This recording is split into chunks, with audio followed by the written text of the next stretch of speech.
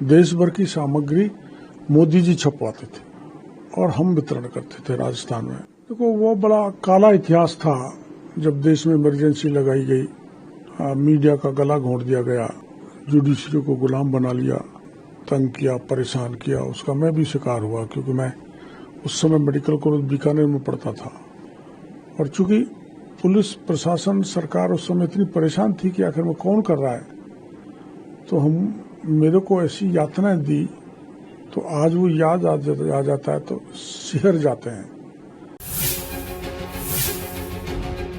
देखो वो बड़ा काला इतिहास था जब देश में इमरजेंसी लगाई गई, मीडिया का गला घोंट दिया गया, जुडिशरी को गुलाम बना लिया और बड़े बड़े नेताओं को जेल में भेज दिया और एक राष्ट्रवादी संगठन राष्ट्रीय स्वयंसेवक संघ के हजारों कार्यकर्ताओं को तंग किया, परेशान किया। उसका मैं भी शिकार हुआ क्योंकि मैं उस समय मेडिकल कॉलेज बीकानेर में पढ़ता था और मुझे इमरजेंसी में ये जिम्मेदारी दी थी कि जितनी एंटी इमरजेंसी सामग्री है वो अहमदाबाद से लाके आपको राजस्थान में बांटनी है। मैं लाता था। देश भर की सामग्री मोदी जी छपवाते थे और हम वितरण करते थे राजस्थान में। हम 10-11 महीने तक सफलतापूर्वक अभियान चलाते रहे, लेकिन अंत में पुलिस ने हमको पकड़ लिया और चूंकि पुलिस प्रशासन सरकार उस समय इतनी परेशान थी कि आखिर में कौन कर रहा है, तो मेरे को ऐसी यातनाएं दी तो आज वो याद आ जाता है तो सिहर जाते हैं।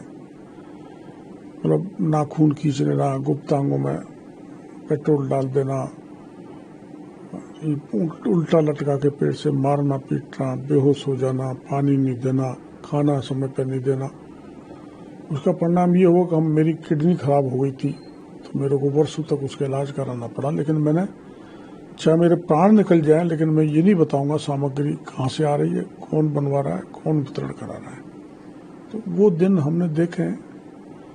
मेरे जैसे ऐसे हजारों परिवार जो उजड़ गए, भविष्य खराब हो गए। तो ठीक है, मेरे को उस समय अदालत की मेहरबानी हुई तो जज ने आदेश दे दिया कि आप इनको पढ़ने जाने देंगे, उस समय कोई हथकड़ी नहीं लगाएंगे।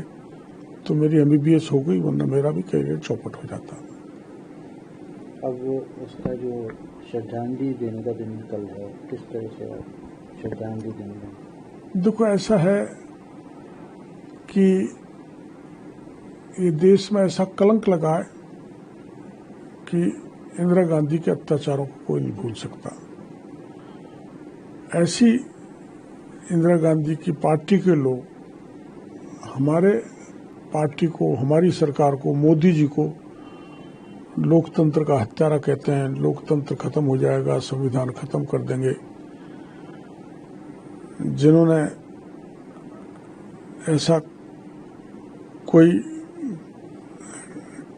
कार्रवाई नहीं रही जो उन्होंने देश के लोगों के खिलाफ नहीं की, पॉलिटिकल पार्टी के खिलाफ नहीं की, मीडिया के खिलाफ नहीं की।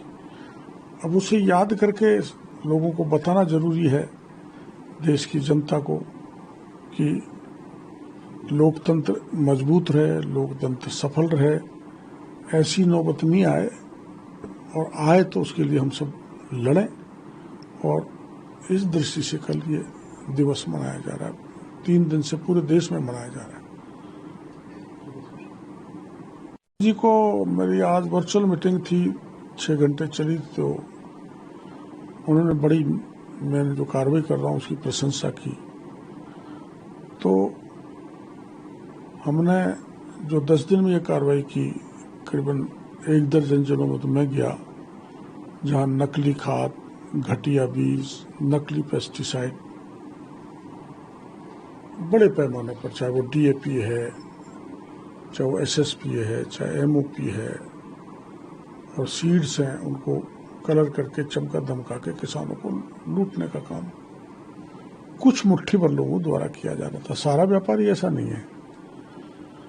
कई बार कहते हैं एक मछली सारे तालाब को गंदा कर देती है, तो ऐसे लोगों ने व्यापारियों का नाम बदनाम करने की कोशिश की, तो हमने उनके खिलाफ कार्रवाई की है।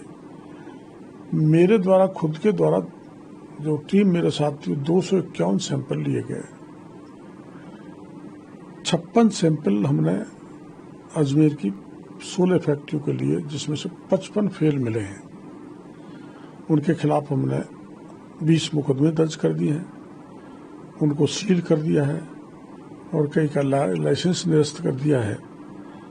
और अब तक टोटल राजस्थान में हमारे कार्रवाई में 28 एफआईआर दर्ज हुई है, जिसमें बीकानेर में कल 7 दर्ज हुई। और इसको लेकर पता नहीं क्यों कांग्रेस के बड़े बड़े नेता, कल तो जम के गहलोत साहब ने हमला किया है, सचिन पायलट साहब ने भी किया, हमारे पीसीसी चीफ ने भी किया, वो इस कार्रवाई से प्रसन्न नहीं है। हम इसमें कोई राजनीति नहीं कर रहे, कोई दल के लोगों को फंसा रहे हो, क्योंकि जो किसान को लूटेगा उसको हम मिटा देंगे।